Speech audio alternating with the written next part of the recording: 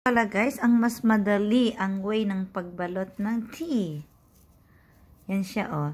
Yan yung turkey tail mushroom. Yan yung dandelion.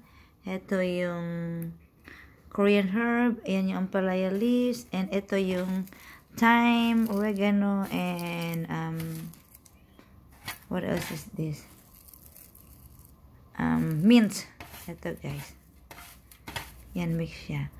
So, ngayon, tatapusin na natin balutin kasi hindi siya matapos-tapos, guys. So, ganito pa lang mas madali. Kaysa nung ginawa ko kasi nasa ziplock, mahirap siya, guys. So, mas madali. Ginawa ko na lang ng in one spot ba para mas madali.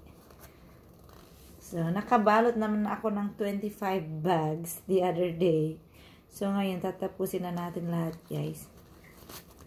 Mas madali pala pag ganito na lang ba yung nandito na lang. Mag-grab ka ng konti dito. Turkey tail mushroom. Ng 3 herbs there. Ito yung thyme, oregano, and what's the other one? Mint. Then yung ampalaya. Tapos nag-try na ako guys kahapon. Tapos, syempre, puyat ako. Alam mo yung puyat mo parang mawawala. Kasi andito lahat sa nutrients. Pangpalakas din yan. Ito yung dandelion.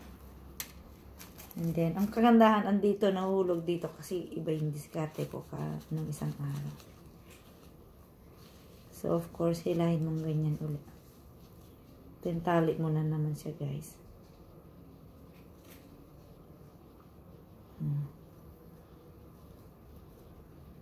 Kahit 3 times pa lang siya itali, for sure nakatali siya.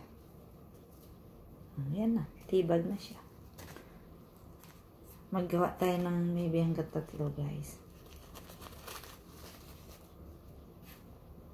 Yung turkey tail mushroom. And then yung 3 herbs. Diba? Ang dali na lang pag ganito. Pagin natin.